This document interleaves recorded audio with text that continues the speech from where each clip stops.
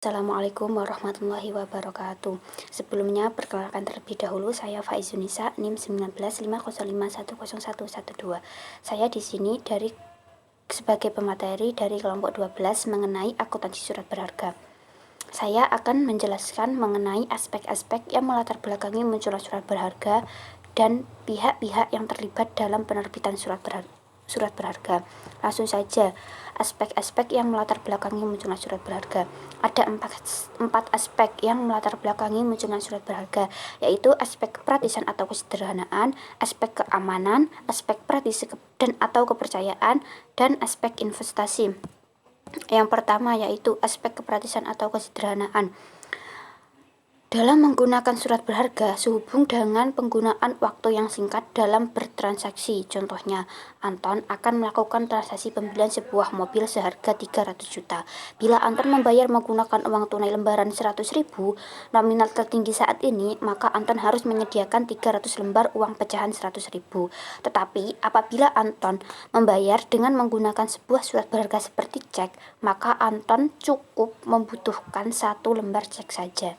Jadi, dengan menggunakan sarana surat berharga, suatu transaksi akan lebih praktis atau sederhana, dan waktu yang digunakan untuk bertransaksi juga akan semakin singkat. Yang kedua yaitu aspek keamanan. Transaksi menggunakan surat berharga tentunya akan lebih aman bila dibandingkan dengan menggunakan uang tunai. Seperti contoh yang tadi, apabila suatu transaksi menggunakan uang tunai, maka tentunya akan mempunyai risiko terjadinya perampokan maupun risiko lainnya seperti adanya uang palsu.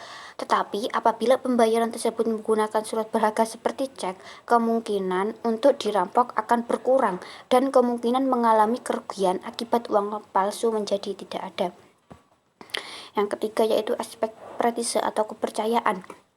Harus diakui bahwa dengan menggunakan surat berharga seperti cek dalam melakukan transaksi bisnis akan lebih meningkatkan kepercayaan dari pelaku bisnis.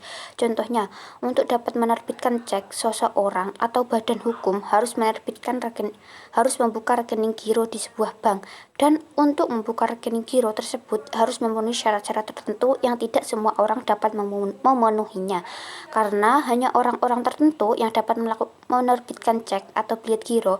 Maka apabila seseorang menggunakan surat berharga akan lebih mendapat kepercayaan dari mitra bisnis. Yang keempat yaitu aspek investasi. Dalam perkembangan selanjutnya, ternyata surat berharga tidak saja diterbitkan sebagai alat pembayaran dalam bertransaksi, namun surat berharga juga berfungsi sebagai alat untuk berinvestasi guna mendapatkan keuntungan. Hal ini nyata sekali dalam perkembangan transaksi perdagangan, efek di pasar modal, dan transaksi di pasar uang. Contoh dari surat berharga sebagai sarana investasi yang diperdagangkan di pasar modal yaitu seperti saham dan obligasi. Adapun yang diperdagangkan di pasar uang yaitu seperti sertifikat Bank Indonesia atau SBI, sertifikat deposito, dan surat sanggup. Yang selanjutnya yaitu pihak-pihak yang terlibat dalam penerbitan surat berharga. Penerbitan surat berharga merupakan akibat dari suatu peristiwa hukum yang telah terjadi sebelumnya, yang mana dari peristiwa hukum tersebut menimbulkan ikatan hukum antara pihak yang satu dengan pihak yang lainnya.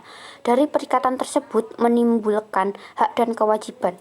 Peristiwa hukum yang menyebabkan terjadinya surat berharga tersebut dikenal dengan perikatan dasar. Perikatan dasar yang mendasari penerbitan surat berharga berupa perikatan yang timbul karena perjanjian atau karena undang-undang.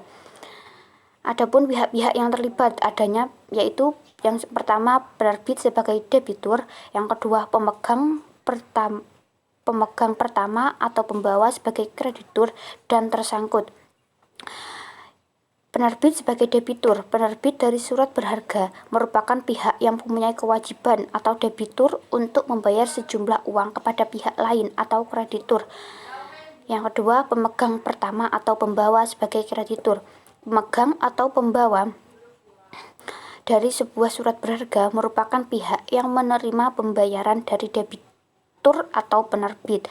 Dan yang ketiga, tersangkut merupakan pihak yang melaksanakan perintah dari penerbit untuk melakukan pembayaran kepada pemegang. Tersangkut dalam melaksanakan perintah untuk membayar tersebut terikat dengan penerbit atas dasar perjanjian tertentu yang telah dibuat sebelumnya. Terima kasih. Itu yang dapat saya sampaikan. Kurang lebihnya saya mohon maaf. Wassalamualaikum warahmatullahi wabarakatuh.